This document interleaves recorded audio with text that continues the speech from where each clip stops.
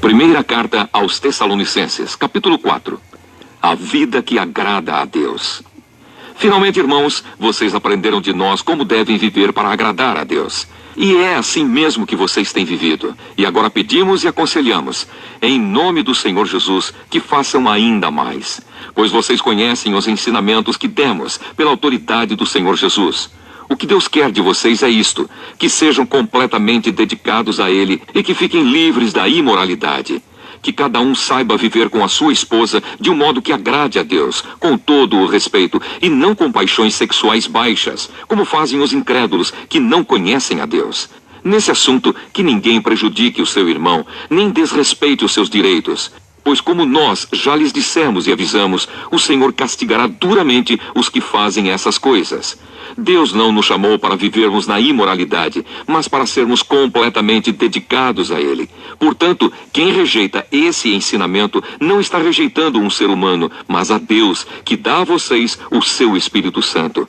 Não há necessidade de lhes escrever a respeito do amor pelos irmãos na fé, pois o próprio Deus lhes ensinou que vocês devem amar uns aos outros, pois é esse amor que vocês têm mostrado a todos os irmãos que vivem em toda a província da Macedônia. Portanto, meus irmãos, pedimos que façam ainda mais. Procurem viver em paz, tratem dos seus próprios assuntos e vivam do seu próprio trabalho, como já dissemos antes. Assim, aqueles que não são cristãos os respeitarão, e vocês não precisarão viver às custas de ninguém. A vinda do Senhor Jesus Cristo. Irmãos, queremos que vocês saibam a verdade a respeito dos que já morreram, para que não fiquem tristes como ficam aqueles que não têm esperança. Nós cremos que Jesus morreu e ressuscitou.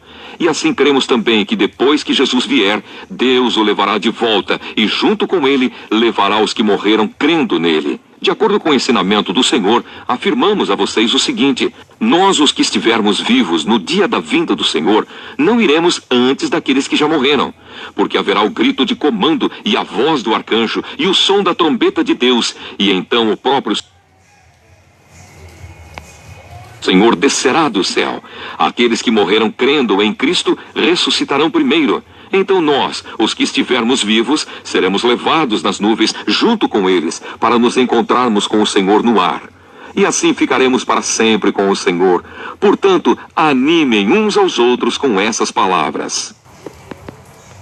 Resumindo e explicando, a carta se dirige a cristãos que vivem numa cidade pagã, em ambiente relaxado e tolerante do ponto de vista moral, especialmente no que se refere à vida sexual.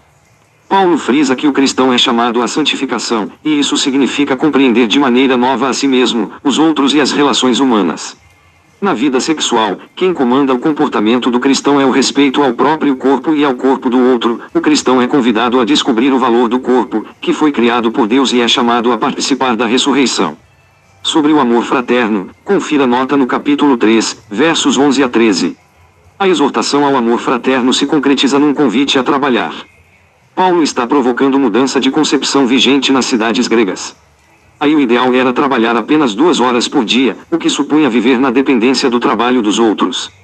Assim, trabalhar para o próprio sustento torna-se questão de honra para o cristão.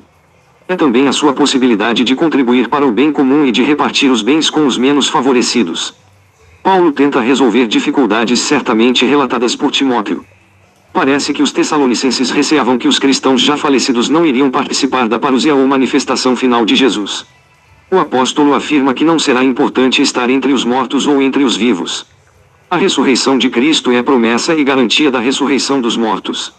Os mortos, portanto, ressuscitarão e se unirão aos que ainda estiverem vivos, a fim de formarem um só cortejo ao encontro do Cristo glorioso. Todos os fiéis estarão com o Senhor, para sempre. Confira também a introdução a esta carta.